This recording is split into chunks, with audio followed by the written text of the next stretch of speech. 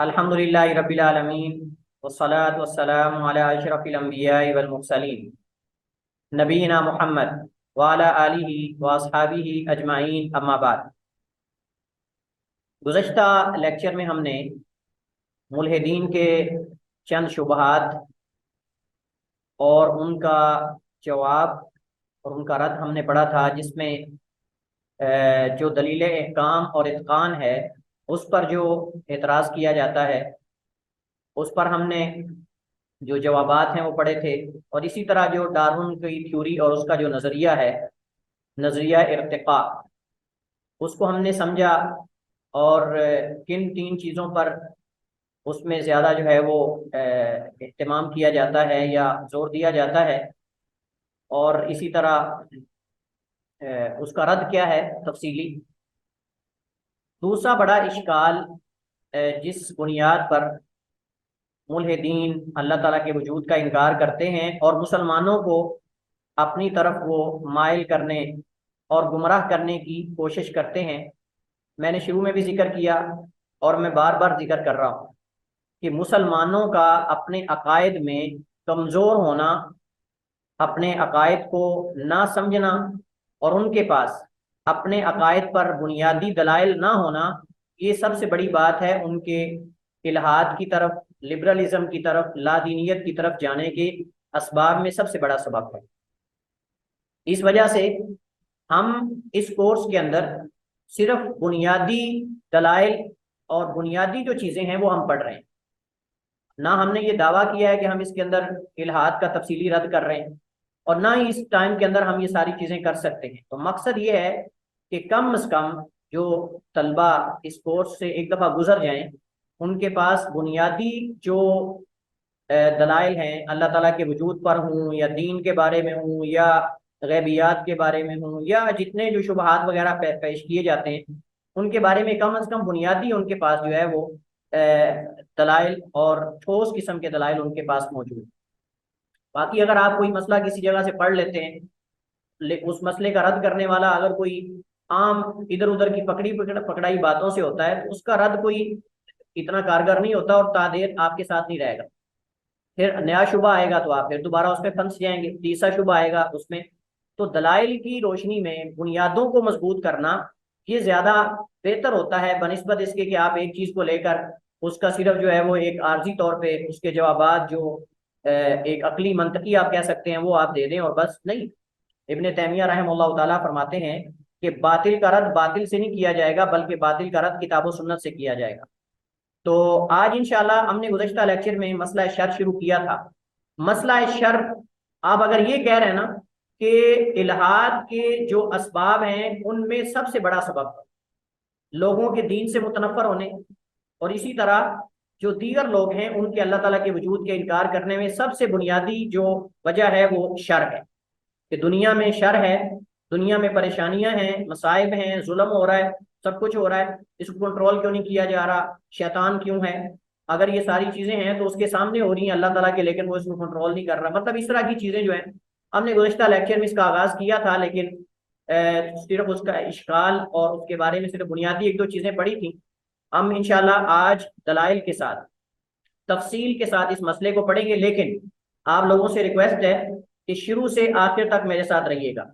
یہ مسئلہ انتہائی باریک ہے، اور اس مسئلے کے تحت ہم قدر کے مسئلے کو سمجھیں گے۔ تقدیر کا مسئلہ ایسا مسئلہ ہے کہ جس مسئلے کو اگر آپ نے سمجھ لیا تو اس حوالے سے جتنے بھی اشکالات دین پر یا مسلمانوں پر یا مطلب کہ تقدیر پر پیش کیے جاتے ہیں انشاءاللہ وہ سارے حل ہو جائیں گے، اور آخر میں انشاءاللہ ہم مثالوں کے ساتھ یہ واضح کریں گے کہ دنیا میں شر کا وجود یہ کسی حکمت سے خالی نہیں ہے، اور وہ حکمتیں کوئی مانے یا نہ مانے ایک الگ بات ہے، لیکن انشاءاللہ ہم اس چیز کو، کیونکہ مقصد تو مسلمانوں کو یہ چیز سمجھانا ہے نا سب سے پہلے، اس کے بعد پھر دوسروں کو یہ چیز سمجھانا ہے، کیونکہ مسلمان جب تک ان سے مطمئن ہی نہیں ان چیزوں سے تو کیسے وہ جو ہے وہ اپنے ایمان اور اپنے عقائد پر جو ہے وہ ڈٹیں گے، اور کیسے اس پہ جو ہے وہ پختہ رہیں گے۔ تو بہرحال اشکال آپ نے پچھلے لیکچر میں جان لیا تھا کہ اشکال یہ ہے کہ اگر کوئی کامل القدرت اور کامل العلم اور خیر کو چاہنے والا خالق ہوتا تو دنیا میں شر نہ ہوتی، لیکن دنیا میں شر ہے، لہذا اس کا کوئی خالق نہیں ہے، اس کا کوئی خالق نہیں ہے۔ لیکن ہم نے کہا تھا کہ اس شبے کو سمجھنے کے لیے اور اس کا رد کرنے کے لیے سب سے پہلے کچھ بنیادی چیزیں ان کو سمجھنا ضروری ہے۔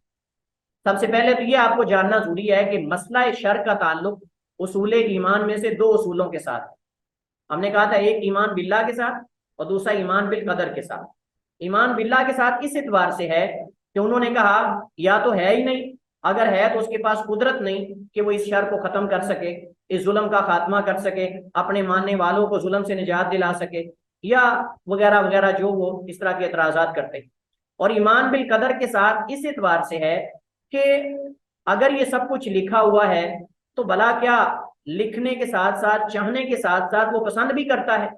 یعنی اگر کسی بندے کے بارے میں اللہ تعالیٰ نے لکھا ہوا ہے کہ یہ بندہ جو ہے وہ گمراہ ہوگا، شیطان اس کو گمراہ کرے گا، یا شیطان ہوگا، یا ظلم ہوگا، یا اس کے اندر فلاں جنگ ہوگی، فلاں ہوگا، اگر یہ لکھا ہوا ہے تو پھر کیا لکھنے کے ساتھ ساتھ اللہ کو پسند بھی ہے؟ یہ چیزیں اللہ تعالیٰ چاہتا بھی ہے، یعنی اس کی منشا کے ساتھ ساتھ اس کی محبوب چیزیں ہیں یہ؟ یا اگر کوئی بندہ زنا کرتا ہے، اگر اللہ نے لکھا ہوا ہے کہ یہ زنا کرے گا، تو کیا اللہ تعالیٰ کو پسند ہے کہ وہ زنا کرے؟ ولیعاذ باللہ۔ مطلب یہ ایک اشکال ہے جو پیدا کیا جاتا ہے تقدیر پر یہ مسئلہ جو ہے وہ پیش کیا جاتا ہے۔ اس اعتبار سے مسئلہ شر کا تعلق دو چیزوں سے ہے۔ حدیث میں آتا ہے، نبی علیہ السلام نے فرمایا ایمان یہ ہے کہ تم اچھی بری تقدیر پر بھی ایمان رکھو، ان تؤمن بالقدر خیرہ و شرہ، اچھی اور بری تقدیر پر تمہارا ایمان ہونا چاہیے۔ تو اس مناسبت سے اچھی یا بری اگر انسان پر کوئی مصیبت آ رہی ہے، پریشانی آ رہی ہے، یہ بھی اللہ کی طرف سے مقدر ہے۔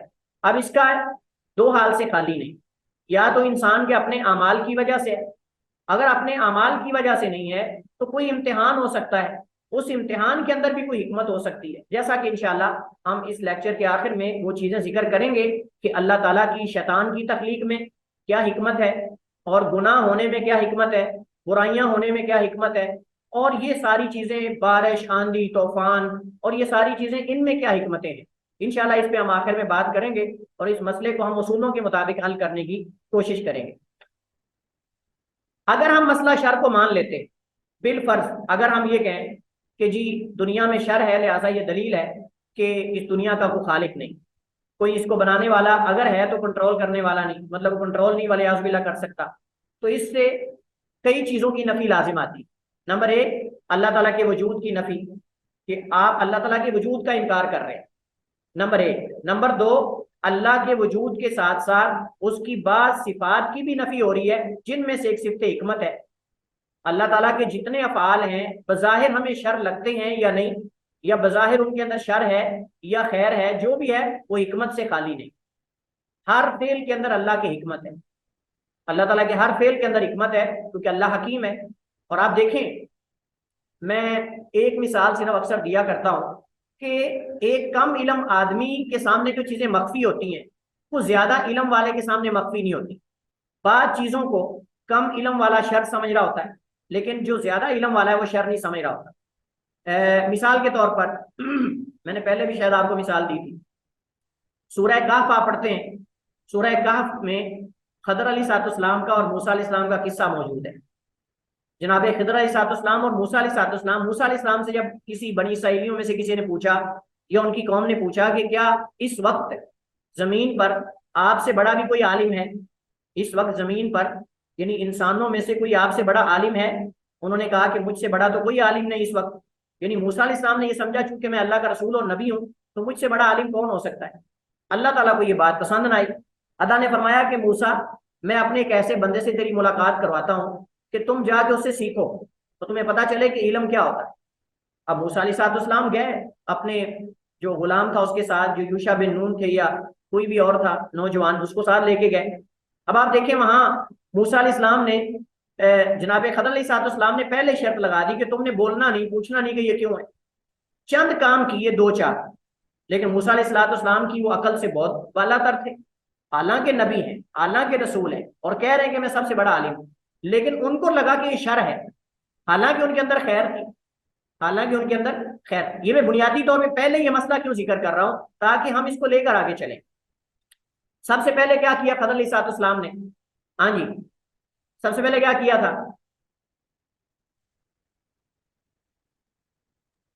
سر وہ بچے کو پکڑا بچے کو پکڑا، غلام کا لفظ ہے، غلام کا لفظ بالغ پر بھی بولا جاتا ہے اور جو بلوغت کے قریب اس پر بھی بولا جاتا ہے۔ بچے کو پکڑا، اس کی گردن مروڑ دی۔ اب یہ اس طرح کے مسائل بظاہر وہ لیتے ہیں، کہتے ہیں جی دیکھیں بے گناہ بچے کو قتل کر دیا۔ موسیٰ علیہ السلام کو بھی یہ بات سمجھ نہ آئی، انہوں نے کہا کہ اقتلت نفسا زکیۃ بغیر، کہ آپ نے جو ہے وہ ایک بے گناہ جان کو قتل کر دیا ہے۔ تو انہوں نے کہا کہ میں نے تمہیں کہا تھا نا کہ تم میرے ساتھ صبر نہیں کر سکتے، لہٰذا میری اور آپ کی جدائی ہے۔ موسیٰ علیہ السلام نے کہا کہ نہیں، اب میں صبر کروں گا، اب دوبارہ آپ سے سوال نہیں کروں گا۔ آگے گیا تو آگے کیا دیکھا، ایک کشتی دیکھی، کشتی صحیح سلامت ہے، نئی کشتی ہے، لیکن اس کے تختے اکھیڑ دیے، اس کی پھٹیاں جو ہیں، اس کی تختیاں، اس کو اکھیڑ دیا، عیب دار کر دیا، عیب دار کر دیا کشتی۔ موسیٰ علیہ السلام پھر پریشان ہو گئے کہ ایک نئی کشتی کو آپ نے عیب دار کر دیا ہے۔ تو انہوں نے کہا کہ میں نے تمہیں کہا تھا کہ تم میرے ساتھ صبر نہیں کر سکتے، انک لن تستطیع معی صبرا، کہ تم میرے ساتھ صبر نہیں کر سکتے، آدھا فراقی بینی، آدھا فراق بینی و بینک، یہ میرے اور آپ کے درمیان جدائی ہے بس۔ انہوں نے کہا کہ نہیں، اب میں آپ سے وعدہ کرتا ہوں کہ آئندہ سے میں صبر کروں گا اور آپ کے ساتھ سیکھوں گا۔ اب یہ دو واقعے ہو گئے۔ تیسرا واقعہ کیا دیکھا، ایک دیوار، بستی میں گئے، بستی والوں سے کھانا مانگا لیکن انہیں کھانا دینے سے انکار کر دیا۔ تو جب واپس آئے تو دیکھا ایک دیوار گرنے کے قریب ہے یا گر رہی ہے، تو جناب خضر علیہ السلام اور موسیٰ علیہ السلام نے دونوں نے مل کر دیوار کھڑی کرنا شروع کر دی۔ موسیٰ علیہ السلام بڑے حیران ہوئے کہ کنجوسوں کی بستی ہے، انہوں نے تو کھانا بھی ہمیں نہیں دیا اور آپ ان کی دیواریں کھڑی کر رہے ہیں۔ بظاہر ان کو لگا کہ یہ تو بڑا عجیب معاملہ ہے۔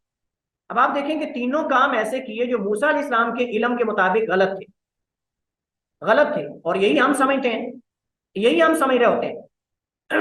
ایک بندہ جو ہے، اگر اس کا بیٹا فوت ہو جاتا ہے، اگر اس پر کوئی پریشانی آ جاتی ہے اور وہ مومن ہے، نمازیں بھی پڑھتا ہے، سارا کوئی کرتا ہے، اس کے دل میں شیطان وسوسہ پیدا کرتا ہے، وہ کہتا ہے دیکھ کہ تیرے ساری شر ہو رہی، تیرے ساتھ یہ سارا برا معاملہ ہو رہا ہے، پھر تیری نماز پڑھنے کا کیا فائدہ ہے، تیرے یہ کیا کرنے کا فائدہ ہے۔ آہستہ آہستہ کر کے وہ اس کو ورگلاتا ہے۔ بظاہر ہمیں لگ رہا ہوتا ہے کہ یہ فلاں کام میرے لیے شر ہے، لیکن اللہ نے اس کے اندر خیر رکھی ہوتی ہے۔ جیسے میں نے آپ کو مثال دی تھی، کسی بندے کا فلائٹ سے لیٹ ہو جانا، اس میں بسا اوقات خیر ہوتی ہے کہ آپ کو اللہ تعالیٰ حادثے سے بچانا چاہتا ہے۔ آپ کی گاڑی کا جو ہے وہ خراب ہو جانا، اس میں بھی کبھی حکمت ہوتی ہے کہ آگے کوئی ڈکیتی ہو رہی ہے یا وہ آگے خطرناک چیز ہے، آپ کو اللہ تعالیٰ کچھ تاخیر کرنا چاہتا ہے تاکہ آپ اس شر سے بچ جائیں۔ لیکن آپ کو یہ بڑا غصہ آ رہا ہے کہ یار میں لیٹ ہو رہا ہوں، مجھ سے فلائٹ مس ہو گئی ہے، مجھ سے جو ہے وہ گاڑی مس ہو گئی ہے، تو میں اب کیا کروں گا، یہ ہے وہ آپ کوستے ہیں، آپ دوسروں کو برا بھلا کہتے ہیں کہ ان کی وجہ سے ایسا ہوا۔ لیکن بعد میں جب پتا چلتا ہے کہ یار اس میں تو میرے لیے خیر تھی۔ تو بہرحال موسیٰ علیہ السلام نے پھر خضر علیہ السلام نے بتایا کہ یہ بچہ اپنے والدین کو کفر پہ آمادہ کرنے والا تھا یا کفر پہ ان کو آمادہ کرتا۔ اسی طرح یہ کشتی نئی تھی، اگر آگے ایک بادشاہ ہے وہ نئی کشتیاں غصب کر لیتا ہے، ضبط کر لیتا ہے، تو اس وجہ سے میں نے اس کو عیبدار کر دیا کہ یتیم بچے ہیں، کم از کم روزی روٹی کا ان کا سلسلہ چلتا رہے گا، تو بادشاہ اس کو چھوڑ دے گا۔ تو بظاہر عیبدار کرنا یہ غلط تھا، شر تھی، لیکن اس کے اندر خیر موجود ہے۔ تو بہرحال خلاصہ یہ ہے کہ جب یہ سارے کام ہو چکے، حضرت علیہ السلام نے تعبیر بتا دی، اس وقت ایک چڑیا آئی، اس چڑیا نے سمندر سے یا اس سمندر کے پانی سے ایک چونچ پانی لیا، تو موسیٰ علیہ السلام کو جناب خضر نے کہا میرا اور تیرا علم اللہ کے علم کے مقابلے میں ایسے ہے جیسے یہ چڑیا نے اس میں سے سمندر کے اتنے بڑے سمندر میں سے ایک قطرہ جو ہے وہ پانی کا لیا ہے۔ اللہ کا علم اس قدر وسیع جیسے سمندر ہے، اور ہمارا دونوں کا علم ملا کر یہ قطرہ ہے جو اس چڑیا نے پانی میں سے لیا ہے۔ تو آپ یہاں سے اندازہ لگا سکتے ہیں کہ اللہ کے افعال ہمیں بظاہر لگتا ہے کہ اس میں شر ہے، لیکن اس کے اندر شر نہیں ہوتی، جیسا کہ آگے انشاءاللہ ہم اس کو دلائل سے واضح کریں گے۔ تو اس میں اللہ کی حکمت کی نفی ہوتی ہے اگر ہم اس مسئلہ شر کو مان لیتے ہیں کہ شر جو ہے وہ ہے، لہٰذا اس کا مطلب یہ ہے کہ وہ خالق ہی نہیں ہے، یا پھر یہ ہے کہ وہ خالق نعوذ باللہ اس کو کنٹرول نہیں کر سکتا۔ اللہ تعالیٰ کی تقدیر میں موجود حکمتوں کی نفی، اس چیز کو سمجھنے کی وجہ سے، نہ سمجھنے کی وجہ سے قدریہ فرقہ مارز وجود میں آیا۔ انہوں نے کہا اگر ہم یہ کہیں گے کہ بندوں کے افعال کا بھی اللہ کو علم ہے اور بندوں کے افعال اللہ تعالیٰ کی مخلوق ہیں، تو اس سے شر کی نسبت اللہ کی طرف ہوگی، شر کی نسبت اللہ کی طرف ہوگی، یعنی اس وجہ سے وہ کہتے ہیں کہ بندے کے افعال کا علم اللہ کو کرنے کے بعد ہوتا ہے، والعیاذ باللہ۔ وہ کہتے ہیں کہ جب بندہ عمل کر لیتا ہے نا، اللہ کو بعد میں علم ہوتا ہے، پھر لکھتا ہے، پہلے اللہ نے لکھا نہیں ہوا، پہلے اللہ نے لکھا نہیں ہوا۔ حالانکہ حدیث کے اندر موجود ہے کہ اللہ تعالیٰ نے آدم علیہ السلام کی پشت پر اللہ نے ہاتھ پھیرا اور اللہ نے اہل جنت کو نکالا اور فرمایا کہ آدم یہ تمہاری اولاد میں سے اہل جنت ہے اور یہ اہل جنت کے عمل کریں گے، اور پھر اللہ نے ان کی پشت پر ہاتھ پھیرا اور پھر اللہ تعالیٰ نے جو ہے وہ ایک گروہ بنی آدم کا نکالا اور اللہ نے فرمایا کہ آدم یہ تمہاری اولاد میں سے اہل جہنم ہے اور یہ اہل جہنم کے عمل کریں گے۔ تو اس سے پتہ چلتا ہے کہ اللہ کو پتا ہے کہ کون سا کس بندے نے کیا کرنا ہے، لیکن ضروری نہیں ہے کہ اللہ نے لکھا ہوا ہے اپنے علم سابق کی بنیاد پر اس وجہ سے بندہ کر رہا ہے، یہ نہیں اصل میں۔ لیکن کچھ کام ایسے ہیں جو اللہ کے لکھنے کی وجہ سے ہوتے ہیں، کیونکہ اللہ نے ان کو مقدر ہی ایسے کیا ہوا ہے، تو اس وجہ سے ہوتے ہیں، جیسے ہم اس کی آگے مثالیں انشاءاللہ دیں گے۔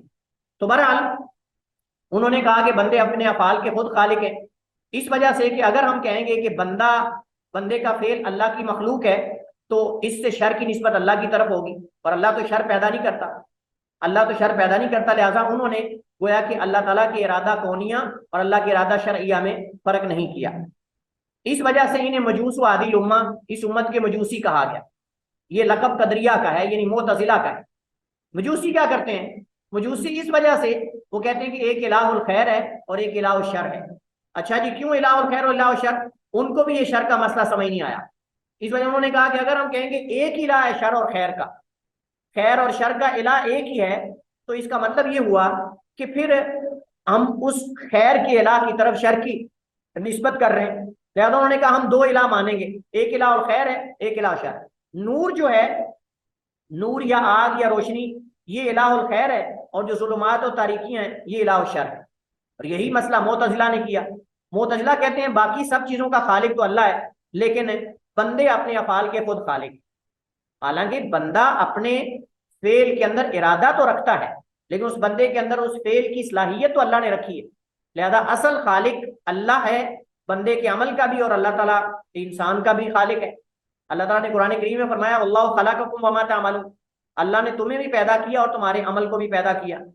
لہٰذا یہ کہنا کہ کچھ چیزیں اللہ کی مخلوق ہیں اور کچھ چیزیں بندے کی مخلوق ہیں، بندہ خود ان کا خالق ہے، تو یہ تو دو الہوں کا تصور ہے، اور یہی جو ہے وہ مجوسی تصور رکھتے ہیں تاکہ شر کی نسبت اللہ کی طرف نہ ہو۔ وہ کہتے ہیں کہ اگر ہم کہیں گے بندے کے افعال بھی اللہ تعالیٰ کی مخلوق ہیں، تو جب بندہ زنا کرتا ہے اس کا مطلب نسبت اللہ کی طرف کریں گے ہم۔ بھائی یہ مسئلہ ہی نہیں، مسئلے کو سمجھنے کی ضرورت ہے۔ تو ہم کہیں گے مسئلہ شر کو سمجھنے کے لیے مسئلہ تقدیر کو سمجھنا انتہائی ضروری ہے۔ تقدیر کسے کہتے ہیں؟ تقدیر اندازہ لگانے کو کہتے ہیں، کسی چیز کی مقدار کا احاطہ کرنا، کسی چیز کی مقدار کا احاطہ کرنا۔ مثلا مثال کے طور پر درزی ہے نا، درزی آپ کا ماپ لیتا ہے، ماپ لینے کے بعد آپ کے کپڑے کی کٹائی کرتا ہے، کٹائی کرنے کے بعد اس کے مطابق سلائی کرتا ہے۔ اب اس کا ماپ لینا اور سائز چیک کرنا، پھر اس کے مطابق کپڑے کی کٹائی کرنا، یہ تقدیر ہے، یہ اس کا اندازہ ہے درزی کا۔ پھر اس کو سلائی کر دینا یہ قضا ہے، اور یہی فرق ہے قضا اور قدر میں۔ قدر جو ہے یہ عمل ہے اور قضا جو ہے اس کا نتیجہ ہے، یعنی حتمی فیصلہ کر دینا اس اندازے کے بعد۔ یہ تو اللہ تعالیٰ نے چیزوں کا اندازہ لگایا، لیکن اللہ کا اندازہ انسانوں کی طرح نہیں، مخلوقات کی طرح نہیں۔ اللہ کا اندازہ پرفیکٹ اور ایگزیکٹ ہوتا ہے، اللہ کا اندازہ پرفیکٹ اور ایگزیکٹ ہوتا ہے، اس کے اندر کسی قسم کا بھی تبدیلی نہیں ہوتی۔ اگر اللہ نے لکھا ہے لوح محفوظ میں کہ فلاں چیز فلاں وقت پہ فلاں کیفیت میں اتنی مقدار میں اتنی تعداد میں وجود میں آئے گی، تو ہو سکتا ہی نہیں ایک لمحہ پہلے وجود میں آ جائے یا ایک لمحہ بعد میں آئے، یا اللہ نے اگر دو چیزیں وجود میں آنا لکھی ہیں تو وہ چار آ جائے، ایسا نہیں۔ تعداد اور اس کی نوعیت، اس کی صفت، اس کے اوصاف، اس کے مطابق وہ چیز وجود میں آتی ہے۔ یہ فرق ہے ہمارے اندازے میں اور اللہ تعالیٰ کے اندازے میں۔ تو اللہ رب العالمین نے ازل میں اپنے علم سابق کی بنیاد پر کائنات میں ہونے والی ہر تبدیلی اور مخلوق کے ہونے سے قبل انہیں لکھنا اور اس کا ارادہ کرنا اور پھر اس کی تخلیق کرنا، یہ اصل میں تقدیر ہے۔ تقدیر جو ہے اس پر ایمان لانے کے لیے چار چیزوں کو سمجھنا ضروری ہے، اور چار چیزوں پر ہمارا ایمان ہونا چاہیے۔ سب سے پہلے علم، ہم اللہ تعالیٰ کے علم پر ایمان لائیں جو مجمل اور مفصل ہر دو اعتبار سے ہر چیز کا احاطہ کرتا ہے۔ مجمل طور پہ اللہ تعالیٰ قرآن کریم میں فرماتا ہے واللہ بکل شیء علیم، اللہ ہر چیز کو جاننے والا ہے۔ اب یہ مجمل ہے، لیکن پھر اللہ نے تفصیل بتائی، لِتَعْلَمُوا، تاکہ تم جان لو، آگے اس کی تفصیل آئے گی، لیکن یہ بھی مجمل ہے سارا، لِتَعْلَمُوا، تاکہ تم جان لو، ان اللہ، بے شک اللہ تعالیٰ، عَلَىٰ كُلِّ شَيْءٍ قدیر، ہر چیز پر قادر ہے، وَأَنَّ اللَّهَ، اور بے شک اللہ تعالیٰ، قَدْ أَحَاطَ بِكُلِّ شَيْءٍ عِلْمًا، ہر چیز کا احاطہ کرنے والا ہے۔ تفصیلات اللہ تفصیلات بھی جانتا ہے، اللہ مجمل بھی جانتا ہے ہر چیز کو، اور ان کی تفصیلات بھی جانتا ہے۔ تفصیلات کہاں ہیں؟ وَعِندَهُ مَفَاتِحُ الْغَيْبِ لَا يَعْلَمُهَا إِلَّا هُوَ وَيَعْلَمُ مَا فِي الْبَرِّ وَالْبَحْرِ وَمَا تَسْقُطُ مِن وَرَقَةٍ إِلَّا وَيَعْلَمُهَا وَلَا حَبَّةٍ فِي ظُلُمَاتِ الْأَرْضِ وَلَا رَطْبٍ وَلَا يَابِسٍ إِلَّا فِي كِتَابٍ مُبِينٍ۔ اور اس کے پاس غیب کی چابیاں ہیں، جنہیں نہیں جانتا کوئی مگر وہی۔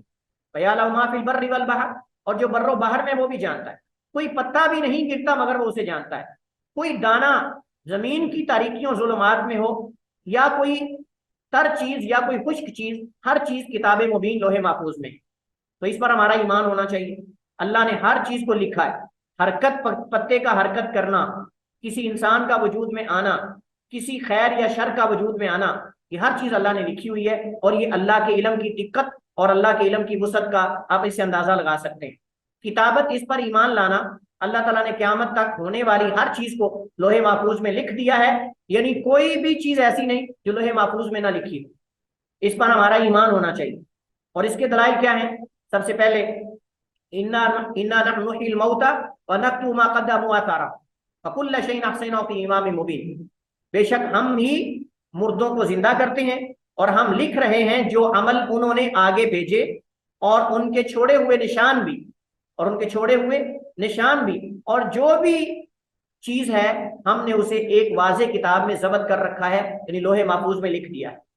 حضرت عبداللہ بن عمر بن عاص رضی اللہ تعالیٰ عنہ سے روایت ہے، فرماتے ہیں، سمیعت رسول اللہ صلی اللہ علیہ وسلم یقول، میں نے نبی علیہ السلام سے فرماتے ہوئے سنا، کتب اللہ مقادیر الخلائق قبل ان یخلق السماوات والارض ب50,000 سنة قال وکا عرشہ علی الماء، بعض روایات میں ہے وکان عرشہ علی الماء، اللہ تعالیٰ نے تمام مخلوقات کی تقدیروں کو لکھا اس سے پہلے کہ زمین و آسمان کو پیدا کرے، 50,000 سال پہلے، یعنی زمین و آسمان کی تخلیق سے بھی 50,000 سال پہلے اللہ نے سب تقدیریں لکھ دی تھی، اور اس وقت عرش علی الماء، اللہ کا عرش پانی پر ہے۔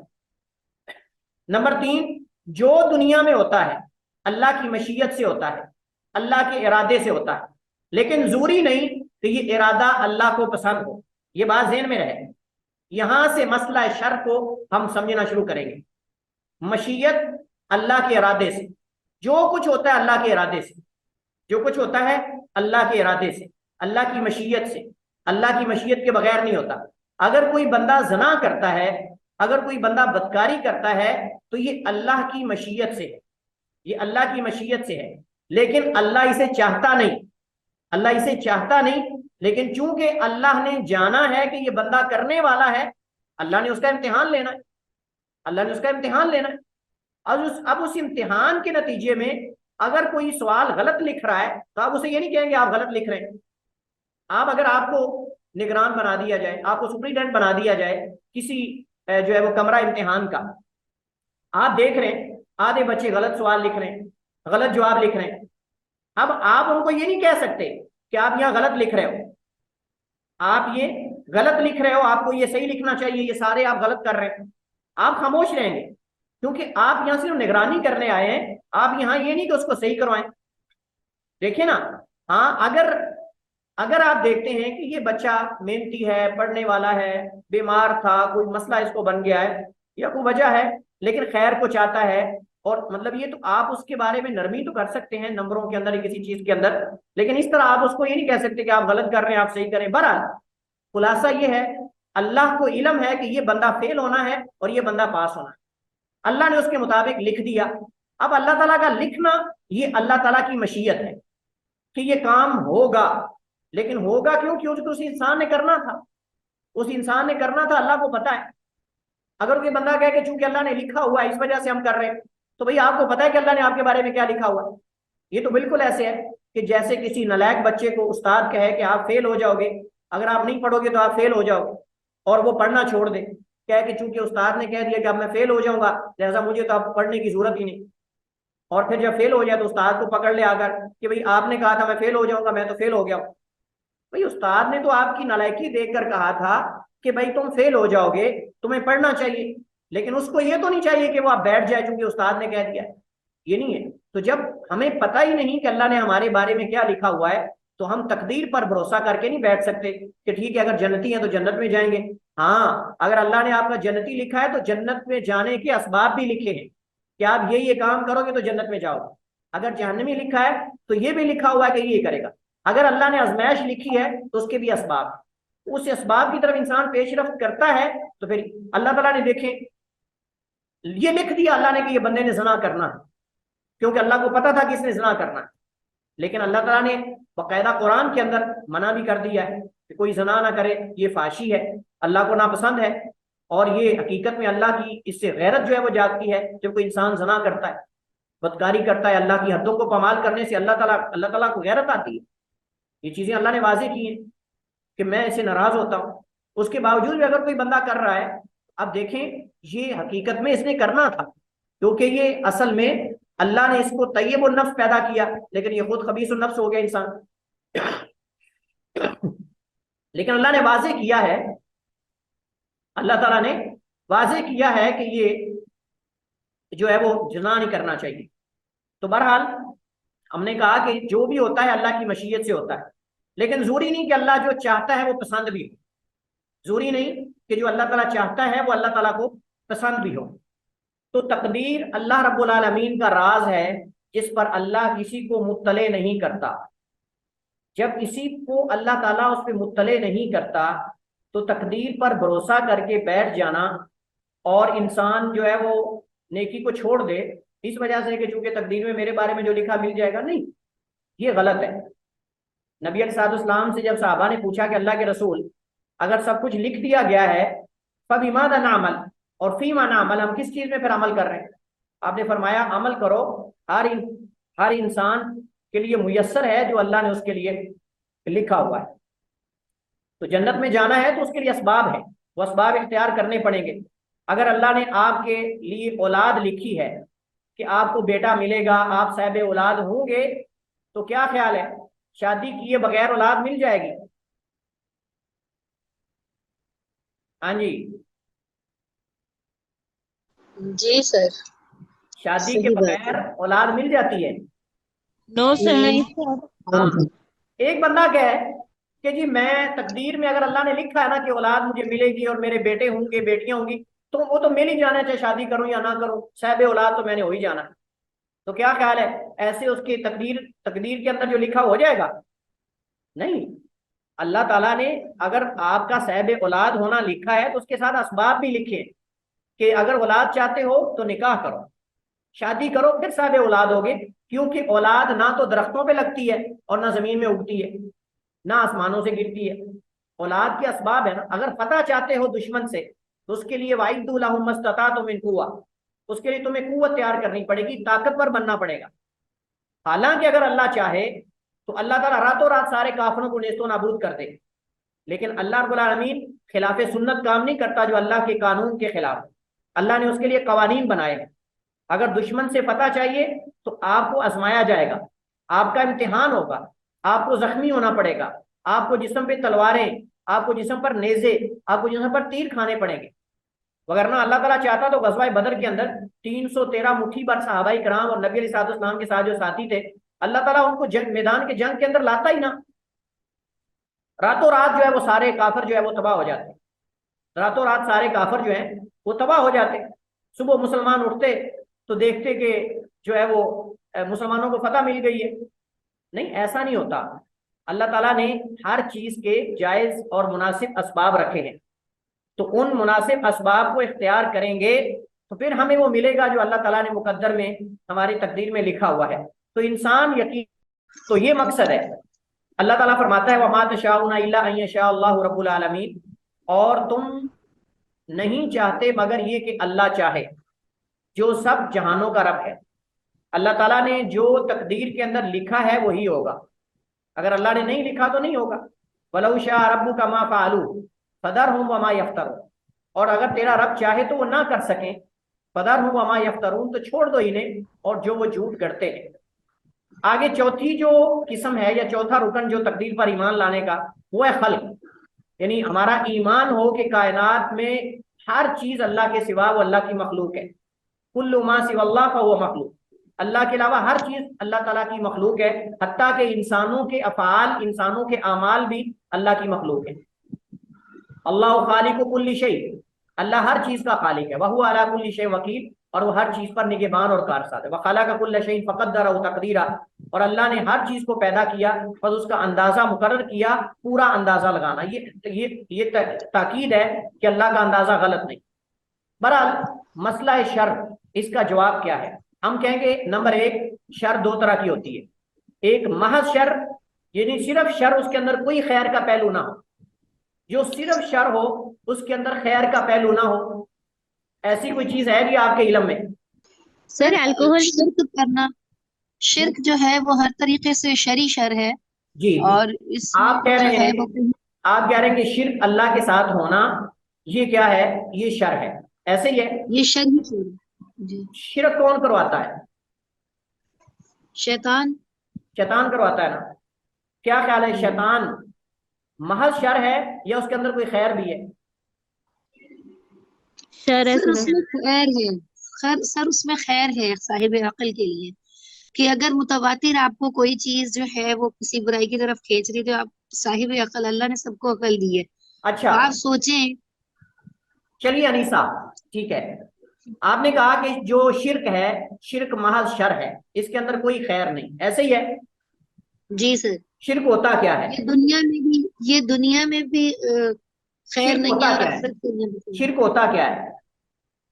جب ہم خالق کے ساتھ کسی چیز کو جوڑتے ہیں، اور ہم اچھا خالق کے ساتھ اچھا، جب کسی آدمی نے خالق کے ساتھ کسی مخلوق کو جوڑا، اس سے مانگا، اس کی پوجا کی، اس کی پرستش کی، اور اس کی عاجزی ظاہر ہو گئی، اس کی عاجزی ظاہر ہوگی، تو کیا اللہ کی قدرت کاملہ ظاہر ہوگی کہ نہیں؟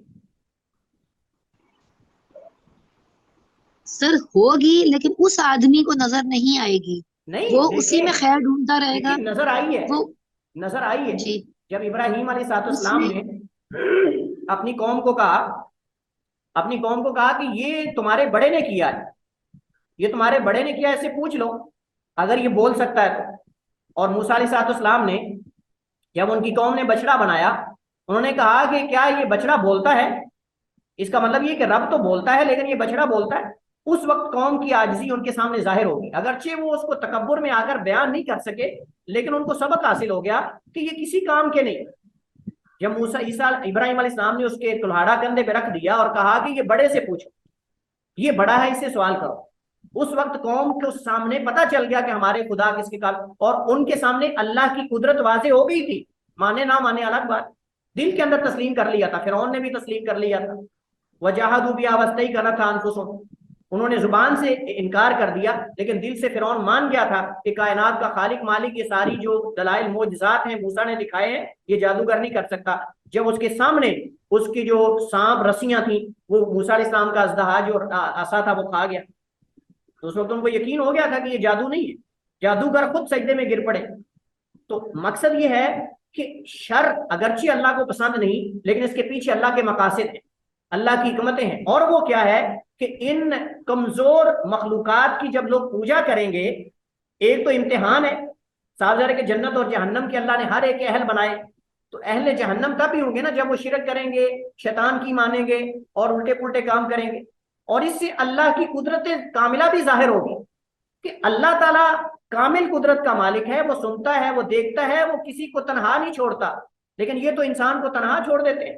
مشرکین مکہ جو اپنے بتوں کے بارے میں اعتقاد رکھتے تھے کہ یہ ہماری مشکلیں حل کرتے ہیں، اللہ فرماتا ہے کہ جب یہ کشتی میں سوار ہوتے ہیں، دعوا اللہ مخلصین لہ الدین، خالص ہو کر اللہ کو پکارتے ہیں، اپنے بتوں کو بھول جاتے ہیں، وہاں جب کشتی ان کی سمندر کی موجوں میں پھنس جاتی ہے پھر اللہ کو پکارتے ہیں، فلما نجاہم الی البر اذا ہم یشرکون، جب کشتی کنارے لگ جاتی تو شرک کرنے لگ جاتے۔ تو دیکھیں ان کو بھی اس چیز کا اندازہ ہو جاتا تھا۔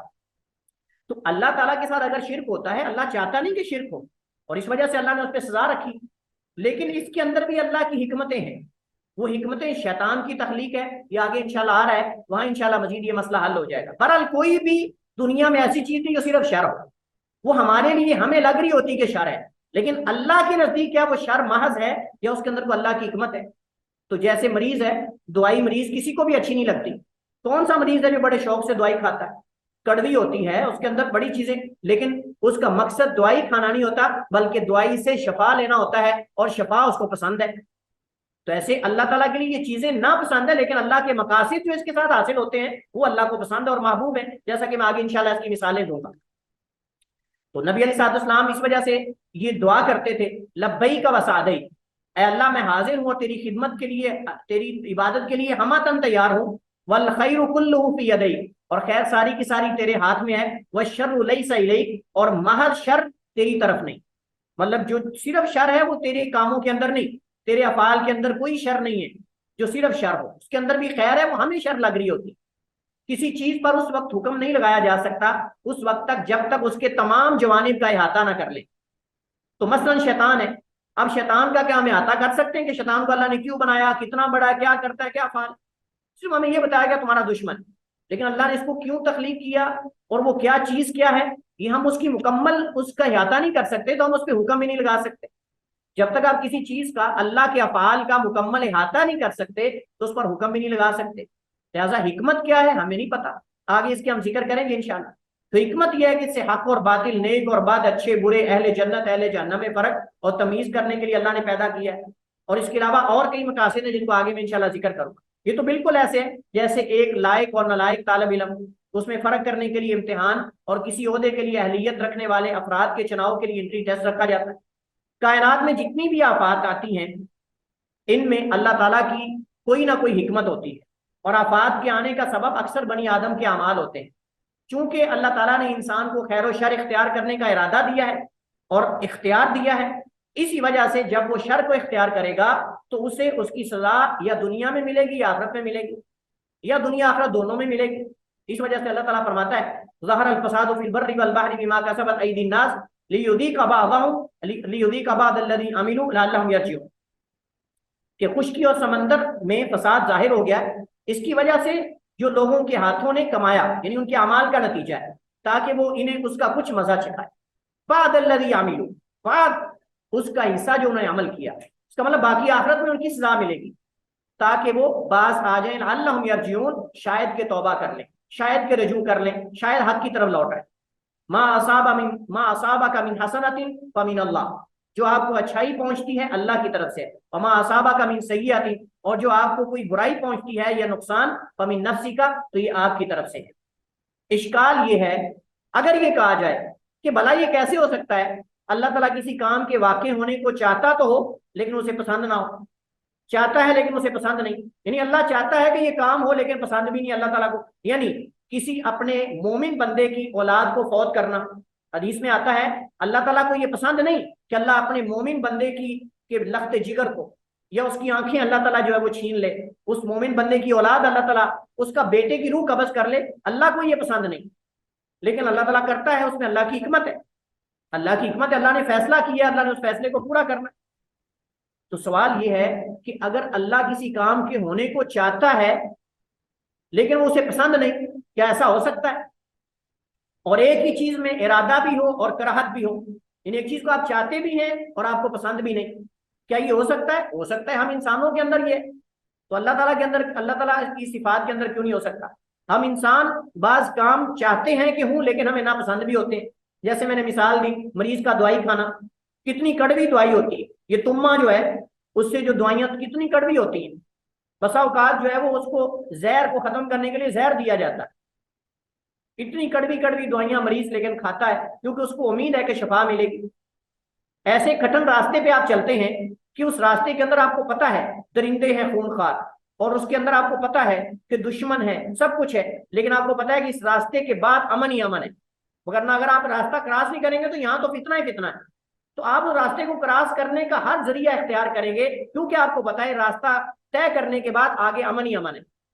تو بالکل ایسے اب وہ راستہ چاہتے نہیں آپ کہ آپ اس راستے پہ چلیں، لیکن آپ چلتے ہیں کیونکہ آپ اس کے بعد ہمیشہ کا امن چاہتے ہیں، آپ اس کے بعد ہمیشہ کا جو ہے وہ اطمینانیت چاہتے ہیں، سکون چاہتے ہیں، آپ کو چلنا پڑے گا اس راستے پہ، حالانکہ آپ اس راستے پہ چلنا نہیں چاہتے۔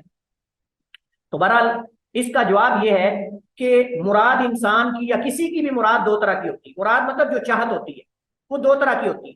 ایک مراد لی نفسی ہی، ایک مراد لی غیری ہی. آپ کسی کام کے ہونے کو چاہتے ہیں، کبھی تو لی ذاتی ہی یعنی اس کی وجہ سے، کبھی اس کے غیر کی وجہ سے، کبھی اس کی وجہ سے، کبھی اس کے غیر کی وجہ سے. تو مراد لی نفسی کا مطلب اسی کی وجہ سے، اور مراد لی غیری اس کو تو نہیں آپ چاہتے لیکن اس کے پیچھے آپ کے اور مقاصد ہیں، تو آپ پھر ان مقاصد کو پانے کے لیے یہ کام کرتے ہیں جو آپ کو پسند نہیں ہوتا.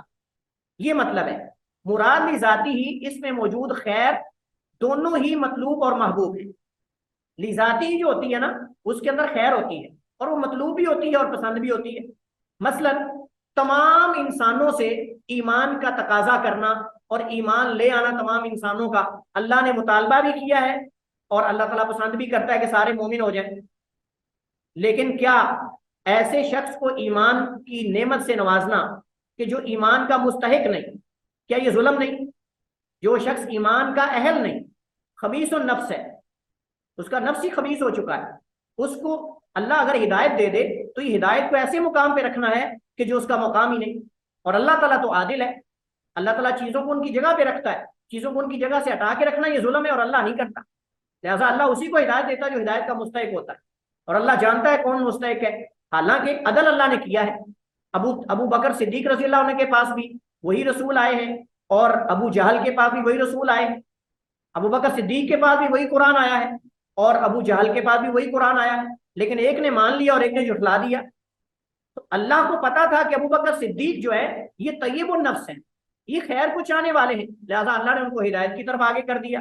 اور خبیث النفس تھا ابو جہل، اگر اللہ اس کو ہدایت دے دیتا تو یہ ہدایت کو ایسی جگہ پہ رکھنا تھا کہ جو اس کے لیے مناسب ہی نہیں، اور اللہ جانتا ہے کہ کس کو دینی ہدایت کس کو نہیں دینی. لہذا مراد لی ذاتی ہی مطلوب بھی ہوتی ہے اور محبوب بھی ہوتی ہے. جیسے ایمان کا تقاضا اللہ نے کیا ہے تو ایمان اگر کوئی لے کے آتا ہے تو اللہ کو محبوب بھی ہے. تو مراد لی غیری ہی یہ بسا اوقات مرید چاہنے والے کے لیے مقصود نہیں ہوتی، وہ نہیں ہوتا مقصود، لیکن اس کے پیچھے اور مقاصد ہوتے ہیں جو وہ چاہتا ہے، مسلط وغیرہ، اس وجہ سے وہ کر رہا ہو. ہاں البتہ اس کے مقصود اور مراد کی طرف وسیلہ ضرور ہوتی ہے، لہذا یہ اپنی ذات کے اعتبار سے تو اس کے ہاں ناپسندیدہ ہے، لیکن جاری ہونے اور اس کی مراد کو پہنچنے کے اعتبار سے مطلوب ہے، کیونکہ اس کے پیچھے اس کے مقاصد ہیں. اور یہ کڑوی دعا کی طرح ہے، اس کڑوی دعا کی طرح جس کے بارے میں لینے والے کو شفایاب ہونے کی امید ہو، یا خراب آپ کے جسم کا خراب، اس جسم کا خراب حصہ اگر آپ کے کسی آدمی کے، اللہ نہ کرے کسی آدمی کی ٹانگ کو فالج ہو جائے یا کینسر لگ جائے. آج کل شوگر کے مریض کہتے ہیں جی ٹانگ کاٹنی پڑے گی، پاؤں کاٹنا پڑے گا، اگر نہیں کاٹو گے تو پورا بدن یہ خراب ہو جائے گا. تو کیا خیال ہے، کوئی چاہتا اس کا عضو ضائع ہو جائے؟ ہاں جی. لیکن باقی بدن کو بچانے کے لیے، باقی پورے بدن کو بچانے کے لیے اپنا عضو کٹواتا ہے، اپنا عضو کٹواتا ہے. اب اس کا عضو کٹوانا یہ مراد لی ذاتی ہی نہیں، یہ مراد لی غیری ہے، کیونکہ اس کی مراد یہ عضو کو ضائع کرنا نہیں، اس کی مراد عضو کو ضائع کر کے باقی بدن کو بچانا ہے. اللہ سبحانہ و تعالیٰ نے شیطان کی تخلیق کی ہے، شیطان کو پیدا کرنا مراد لی ذاتی ہی نہیں بلکہ اس کے پیچھے اللہ کے مقاصد ہیں، جن میں سے یہ ہے اللہ تواب ہے.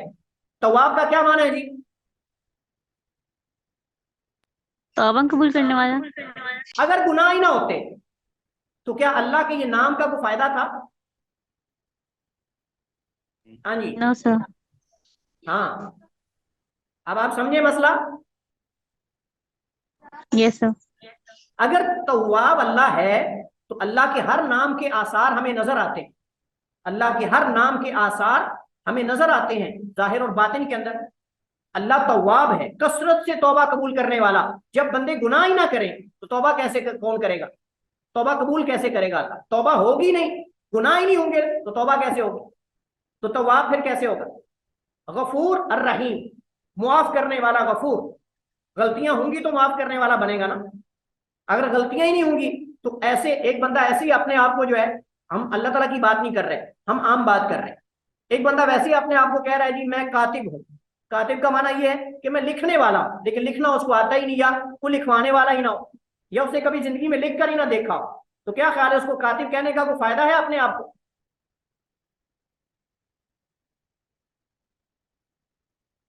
نو سر. हाँ, इंशाल्लाह आगे मजीद वाज़ेह होगा। आगे जरा थोड़े चलते जाइए।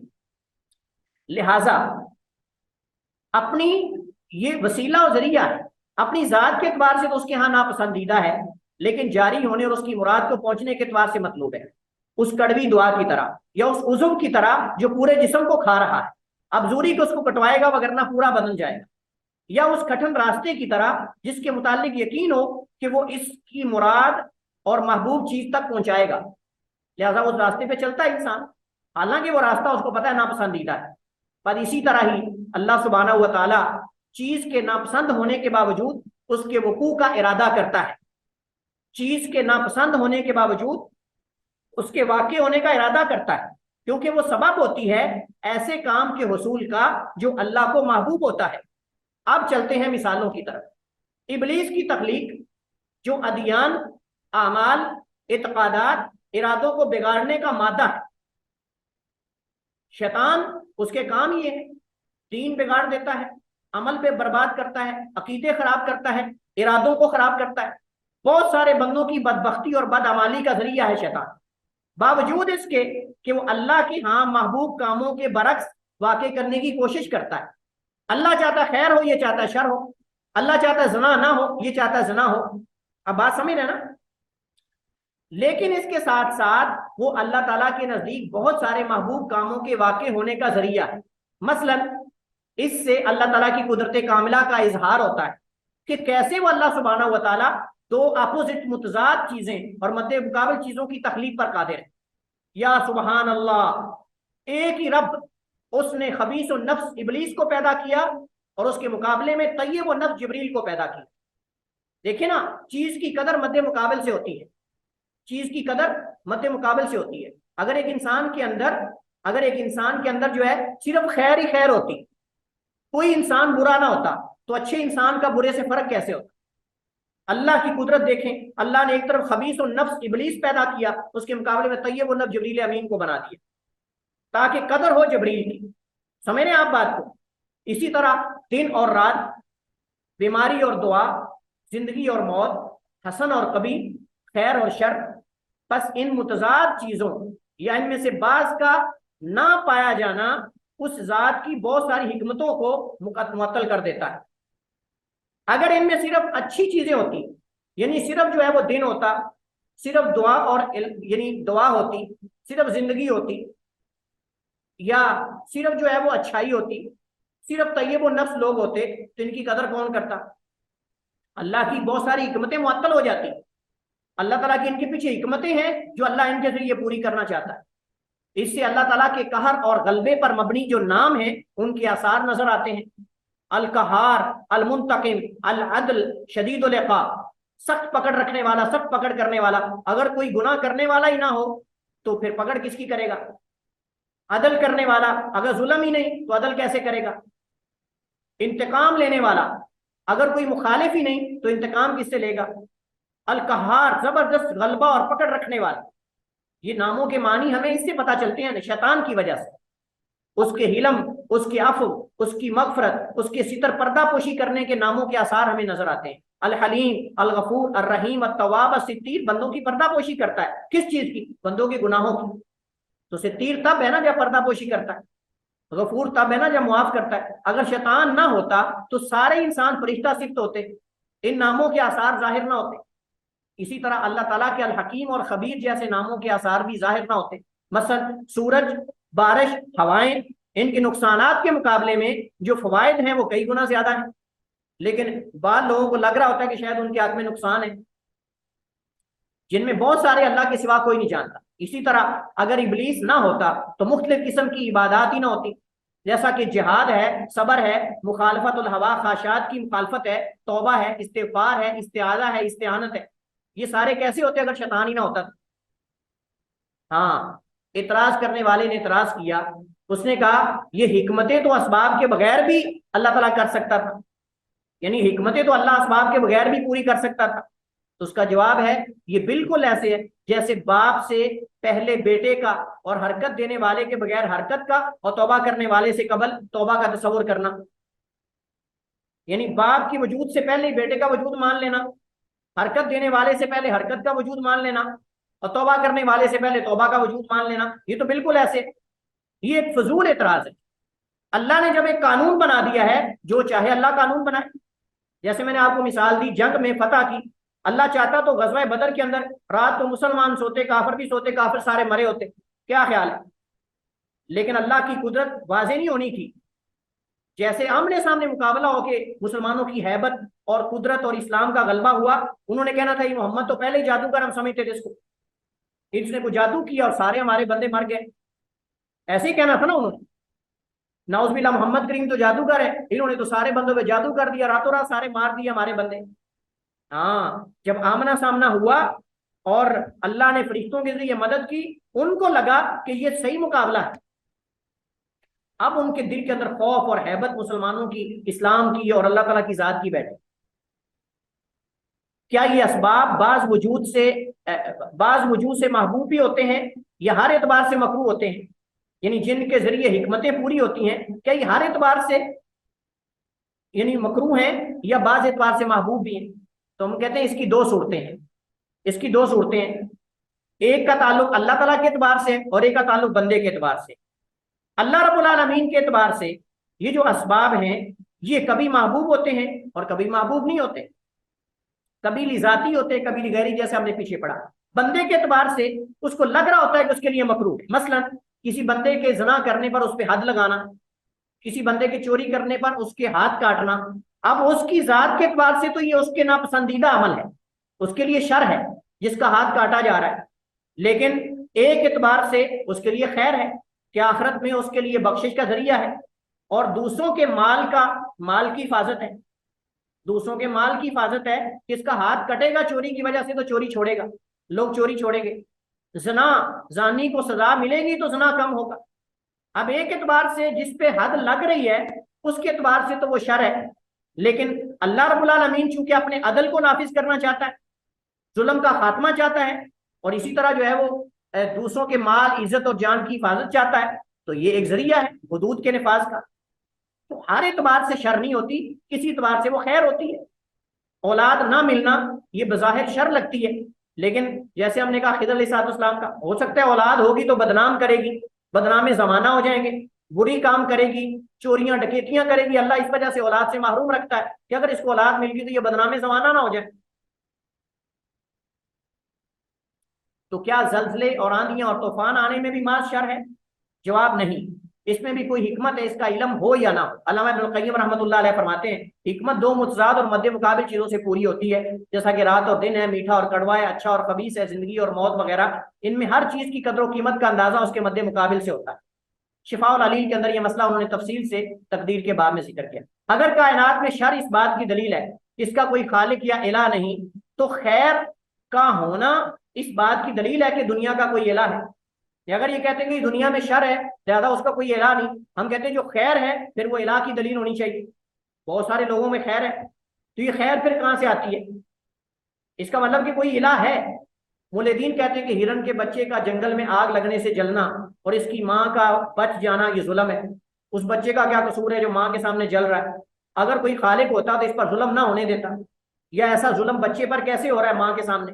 اس کا جواب یہ ہے اس میں اللہ کی کوئی حکمت ہے، یہ اعتراض تو بذات خود تمہارے اوپر بنتا ہے، کیونکہ تم تو جب جس جانور کو چاہتے ہو اسے ذبح کر دیتے ہو، اس کا گوشت کھا جاتے ہو، پھلدار درختوں سے پھل اور سبزیاں توڑ کر لے آتے ہو، ان کو زندگی سے محروم کر دیتے ہو، یہ ظلم نہیں؟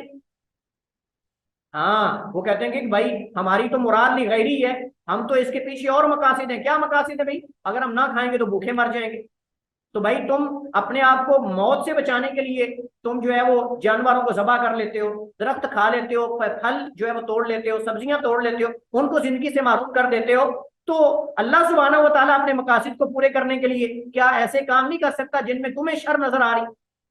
بڑی عجیب بات ہے یہ، تو بات سمجھ گئے نا؟ اچھا، ایک طرف تو تم شر کو ناپسند سمجھتے ہو، دوسری طرف معصوم جانوں کا بے دردی سے قتل کر رہے ہو، یعنی تمہیں اس طرف تو شر نظر آ رہی، لیکن جو مسلمانوں پہ ظلم تاریخ میں تم نے کیے، جو مسلمانوں پہ ہو رہا ہے یا دیگر مظلوم لوگوں پہ ہو رہا ہے، وہ تمہیں خود تم کر رہے ہو، تمہیں نظر نہیں آ رہا۔ دنیا میں شر کا ہونا اس بات کی دلیل نہیں کہ اللہ موجود نہیں، اگر ہے تو اسے ٹالنے کی طاقت نہیں رکھتا، کیونکہ بیٹے کا نافرمان اور شریر ہونا اس بات کی دلیل نہیں کہ والد نے اسے نصیحت نہیں کی. یہ ایک اہم پوائنٹ ہے. اگر کسی بندے نے اولاد کی تربیت کی ہو، اسے سمجھایا ہو، اچھی پرورش کی ہو، پھر بھی اگر وہ بری ہو تو کیا آپ کہیں گے کہ باپ نے تربیت نہیں کی؟ دیکھیں نبی نوح کا بیٹا مشرک تھا، وہ اس کو ایمان نہیں دلوا سکے کیونکہ ایمان اللہ کے ہاتھ میں اختیار ہے. انہوں نے اس کو نصیحت کی، سمجھایا، سب کچھ کیا، لیکن کیا نعوذ باللہ نوح علیہ السلام نااہل تھے کہ اپنے بیٹے کو سمجھا نہیں سکے؟ تو کسی کے بیٹے کا نافرمان ہونا لازمی نہیں کہ اس نے اس کو نصیحت ہی نہیں کی. آپ بات سمجھ رہے ہیں نا؟ تو اگر کوئی دنیا کے اندر ظلم کر رہا ہے جو کہ دارالامتحان ہے، اس کے اندر کوئی اچھے کام کر رہا ہے، کوئی برے کر رہا ہے، اللہ تعالیٰ ان کو امتحان کے طور پر چھوڑا ہوا ہے کہ یہ کیا کرتے ہیں. اس کا مطلب یہ تو نہیں کہ اللہ ان کو روکنے پر قادر نہیں. اللہ تعالیٰ ان کو روکنے پر قادر نہیں. اللہ تعالیٰ دیکھ رہا ہے کہ یہ کیا کرتے ہیں. لہذا بیٹے کا نافرمان ہونا یہ دلیل تو نہیں کہ باپ نے اس کو سمجھایا ہی نہیں. یہ تو بالکل ایسے ہے. آخری بات ہم اپنے لیکچر کو ختم کرتے ہیں، وہ یہ ہے کہ رحمت الہی اور رحمت انسانی میں فرق ہے. ہم رحمت یہ سمجھتے ہیں رحم اور شفقت کہ کسی کو مال دے دینا، کسی کو پیسہ دے دینا، اس کے ساتھ تعاون کر دینا، یہ شفقت ہے. لیکن اللہ کا رحمان ہونا وہ مختلف ہے. وہ اللہ ہی جانتا ہے کہ اس کا کمال کیسے ہے. اللہ تعالیٰ بسا اوقات بندے پر رحم کرتا ہے، دنیا میں محروم کر کے آخرت دینا چاہتا ہے. اولاد سے محروم کر کے اللہ شر سے بچانا چاہتا ہے. آپ کو فلائٹ سے لیٹ کر کے اللہ آپ کو حادثے سے بچانا چاہتا ہے. آپ کی دعا جو آپ دنیا میں کچھ چیز مانگتے ہیں، اللہ وہ چیز نہیں دیتا، لیکن اللہ اس کے بدلے میں آپ کو کسی حادثے سے بچاتا ہے. حدیث میں آتا ہے جب بندہ دعا کرتا ہے تو اللہ اس کی دعا کو 3 صورتوں میں، ایک صورت میں قبول کرتا ہے. یا اللہ وہ چیز دے دیتا ہے، یا اللہ اس دعا کی بقدر اس سے کوئی شر یا مصیبت یا آفت ٹال دیتا ہے، یا پھر اللہ اس دعا کو ذخیرہ کرتا رہتا ہے. یہ دعائیں آخرت میں اللہ جنت اس کی صورت میں دے گا، اس کا بدلہ جنت دے گا اللہ. دیکھیں نا اللہ کے رحم کرنے کا انداز تو یہ ہے کہ اللہ کبھی بیمار کرتا ہے اس وجہ سے تاکہ انسان توبہ کر لے. اس کے گناہ، حدیث میں آتا ہے جب انسان بیمار ہوتا ہے نا تو بیماری سے اس کے گناہ معاف ہوتے ہیں، بیماری سے اس کے گناہ معاف ہوتے ہیں. آزمائشوں سے انسان اللہ تعالیٰ کو دنیا میں، حدیث میں آتا ہے جب اللہ کسی بندے سے محبت کرتا ہے، ان اللہ اذا حب عبدا ابتلا، جب اللہ کسی بندے سے محبت کرتا ہے نا اللہ اسے آزماتا ہے، امتحان پہ امتحان، امتحان پہ امتحان، حتیٰ کہ دنیا میں وہ اس حال میں چل رہا ہوتا ہے اس پر کوئی گناہ ہوتا ہی نہیں. اللہ اس کے گناہ سارے امتحانات میں ہی معاف کر دیتا ہے. بخار ہوتا ہے، اس کے گناہ جو ہے وہ اس کے گناہ جڑتے. حدیث میں آتا ہے کہ مسلمان اور مومن کا معاملہ ہر حال میں خیر ہے.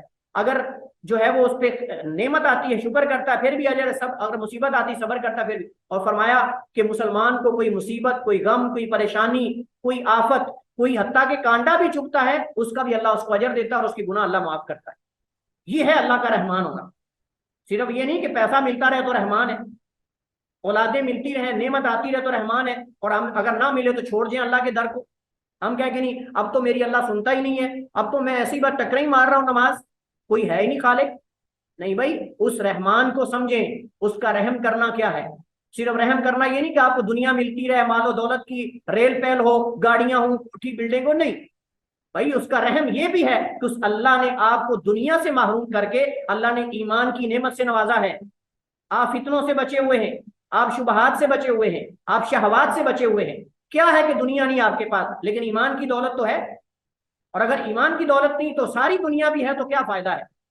اللہ اس انداز میں بھی رحم کرتا ہے اپنے بندے پر. کبھی اللہ دنیا نہیں دیتا اس وجہ سے کہ میرا باغی نہ بن جائے، یہ سرکش نہ بن جائے. اللہ فقیر رکھتا ہے، اور کبھی اللہ مالدار رکھتا ہے کہ کہیں فقر کی وجہ سے یہ میرے در کو نہ چھوڑ. سبحان اللہ. یہ ہے رحمان، یہ ہے اللہ تعالیٰ کی رحمت اور شفقت. یہ نہیں کہ جو ہم انسان سمجھتے ہیں. تو لہٰذا یہ چیزیں ہیں جس کی چند جھلکیاں میں نے آپ کے سامنے رکھی ہیں. اس سے پتہ چلتا ہے کہ مسئلہ شر یہ دنیا میں الہ نہ ہونے کی دلیل نہیں، بلکہ دنیا میں اکثر انسانوں میں خیر کا ہونا اس بات کی دلیل ہے کہ الہ موجود ہے، خالق موجود ہے. اور لوگوں کا ڈرنا اس بات کی دلیل ہے کہ وہ اکثر دنیا میں دیندار لوگ ڈرتے ہیں کہ انہیں آخرت میں اللہ کے حضور پیش ہونا ہے. اور بہت سارے دلائل ہیں. واللہ تعالی اعلم واحکم، وصلی اللہ وسلم علی نبینا محمد وعلی آلہ وصحبہ وسلم.